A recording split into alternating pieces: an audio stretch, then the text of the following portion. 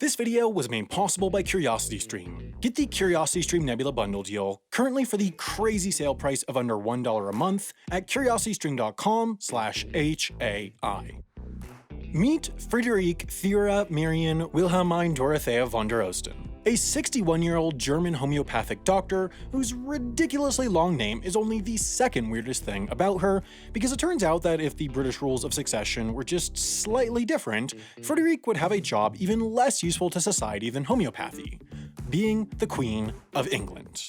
To understand why, we have to start in 1066 with the first Norman king of England, William I, or William the Conqueror, as historians call him, or Dumbhat McLongbeard, as I like to call him. Since William, the English crown has traditionally been passed down to the king's firstborn son, a system based in tradition, common law, sexism, and the fact that nobody had figured out how to rig Dominion voting machines just yet.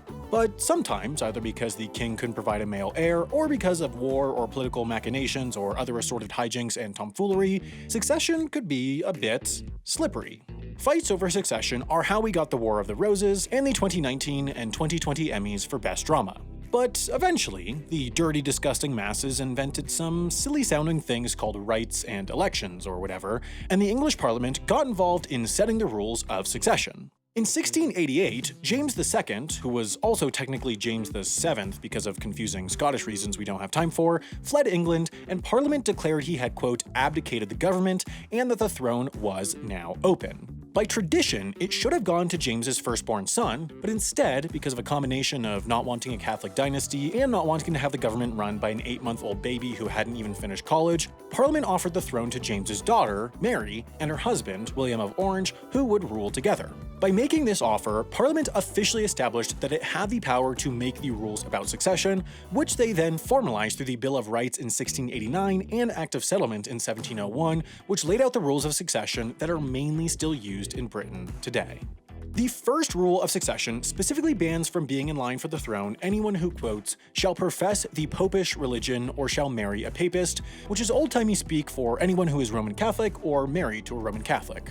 The second rule is that the line of succession is eligible only to, quote, heirs of the body of Sophia, Electress of Hanover. While heir of the body sounds like a polite term for flatulence, and Electress of Hanover sounds like a graphic novel about a lady who controls lightning, the real meanings are much more boring. In order to be in line for the throne, you must be a descendant of this lady, Sophia, who the Parliament chose because at the time she was the closest living non-Catholic descendant of James VI.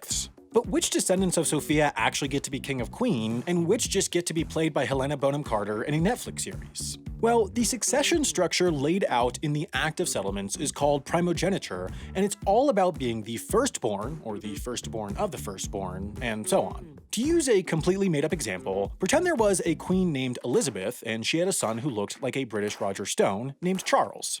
Charles would be first in line for the throne. Elizabeth's next child, Charles's youngest brother, Andrew, would be second in line. But then if Charles had a son, William, he then becomes next in line after Charles, ahead of his uncle, Andrew. And then if Charles had another son, Harry, he becomes next in line behind William, also ahead of Andrew. Now, if William had a child, George, then that kid hops in line in front of Harry, as would William's other kids, Charlotte and Louis, who is 2. Ultimately, it's a tough look for Harry, who both only managed to get the second coolest member of the Suits cast to marry him, and is considered less eligible to rule Britain than a 2-year-old. And there's one other important thing. Under the Act of Settlement of 1701, succession would use male preference primogeniture. That meant the firstborn sons took precedent over daughters. So if the king only had a daughter, she would be eligible for the throne, but if he then had a son, that son would leapfrog his older sister in the line of succession. But in 2011, scientists discovered that sexism was bad, and so the rule was finally changed when all 16 of the Commonwealth realms signed something called the Perth Agreement, which made 2 key changes to the succession rules. First, it ended the ban on spouses of Roman Catholics being in the line of succession, although Roman Catholics themselves are still banned.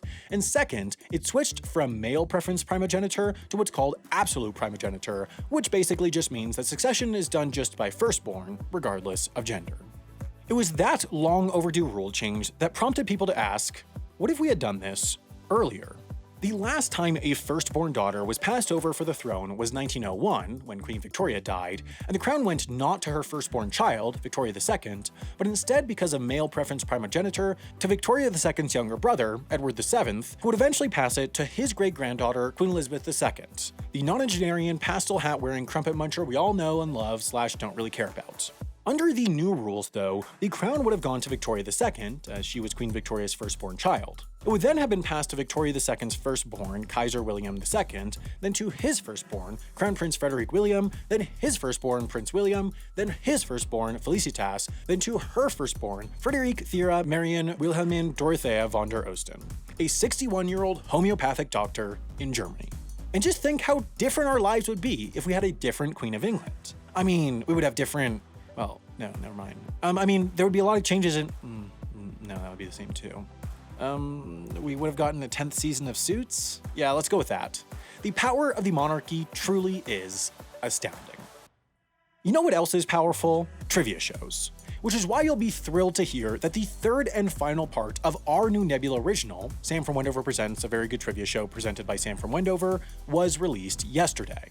At the enormous risk of accidentally sounding sincere, we put a medium amount of effort into it. We think it's a lot of fun, and we really hope you'll check it out. And once you're done, you should also check out CuriosityStream's thousands of top-quality documentaries and nonfiction TV shows, like the fantastic History of Home, narrated by Ron Swanson himself, Nick Offerman. So make sure to head over to curiositystream.com/HAI and get the bundle deal for the frankly crazy sale price of less than $1 a month, and then go and watch my damn trivia show.